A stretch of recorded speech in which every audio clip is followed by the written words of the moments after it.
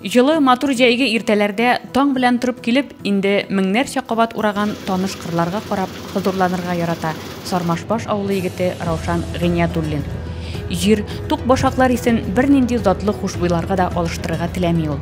Иртә яздан трактор руле артында башланган хезмәт җәй көннәрендә комбайнда игендәр ялары гизеп дәвам итә. Кара көздә кабат тракторда сука эше белән тәмамлана. Авыл пыялы отырмағанда инде 30-32 ел эшлим. Комбайнда, бу комбайнда беренче ел гына. Алдагы елны икенче комбайнда эшләгәнем, кам ягында бу ел инде малайлар бу якта эшләгәч, бу якта алар белән бергә эшли башладык.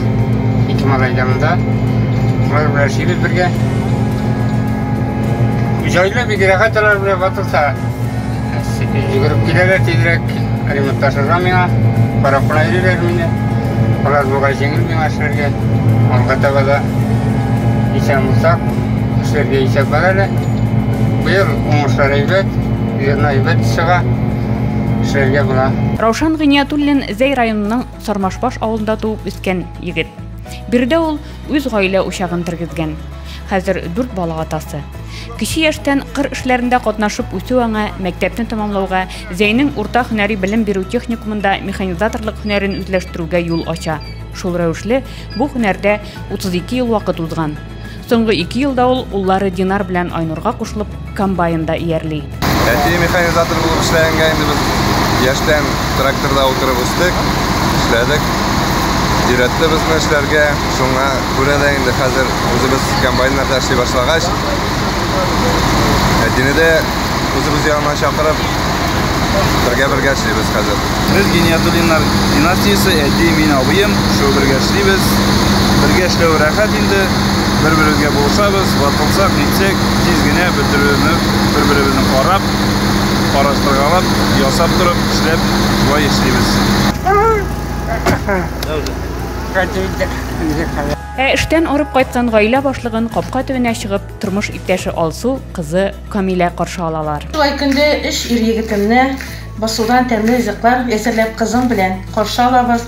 Аллага шөкер ала, өчесе дә инде комбайнда, өчесе дә бик тырышып эшлиләр. Көн саен иртә белән теләп эшкә китәләр, теләп инде кайтып керәләр. Инде йорттагы эшләрне без кызым белән рәхәтләнеп икәү сөенә эшләп торабыз инде.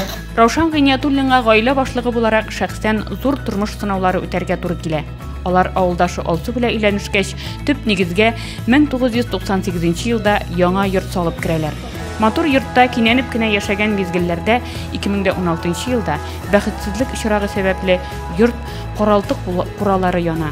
Күршеләрендә яшәүче спиртлы эчемлек кулланырга яратучы ир-ат салмыш килеш тәмәке киретеп йоклап китә. Нәтиҗәдә бер урамдагы эш хуҗалыкны ялкын телләре ялмап ала. Раушан белән Алсуларның хуҗалыгы исә аеруча зур зыян күрә. Алар йорт җирсез кала. Әмма тырыш гаилә сынмый. Алар авылдагы бер иске йортка күченеп торып, кабат йорт тергезү эшенә керешә.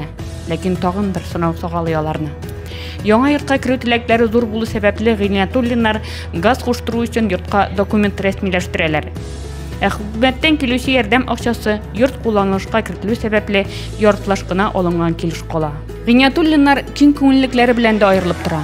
Алар үзләренә тәрбиягә ялгыз яшәүче Салихҗан бабайны да алалар. Алсу белән Раушан авылдашларын элегрәк тә карап ярдәм итеп торган булалар. 15 ел дәвамында Салихҗан бабай картлар йортында яши. Гыйниятуллиннар анда еш барып бабайның хәлен белешә. Бер баруларында Салихҗан бабай елый үзен алып кайтып китүләрен сорый. Туган авылымда җирләнәсем килә ди. Аллага шөкер бабайны алып кайттык 2018 елда. Бабайыбыз инде Аллага шөкер безнең белән яшәп ята. Бик сөенәбез инде. Малайларым йортта бабайыбызны карыйлар, мунча кертәләр. Аллага шөкер барыбыз да якын итәбез, яратабыз. Хәзер исә ул авыр чорларны начар төш кебек кенә искә ала Гыйниятуллиннар. Иң матур хатирәләр аларның күңел түрендә саклана. Раушан армияга киткәч 8 март бәйрәме белән котлап Алсуга открытка җибәрә. Авылдаш кыз егет күңеленә инде күптән кирип ялаган була. Шул открыткадан соң аларның мәхәббәт тарихы башлана. Хәрби часть белән Сармашбаш авылы арасында хатлар йөри башлый. Егет хезмәтен тутырып кайткач 2 елдан соң алар өйләнешә. Шунысы искитәрлек. Янгын вакытында бөтен нәрсә кара күмергә әйләнә. Истәлекле открыткага бер эш кунда төшми. Алар аны янгыннан соң хәрабәләрне чистартканда табып алалар. һәм һаман да кадерле ядкар итеп саклыйлар. Бу йорт безнең инде менә икенче тапкыр үз көчебез белән салган йортыбыз.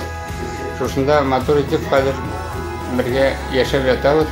Балалар белән авырлыклар хәзер артта калды инде.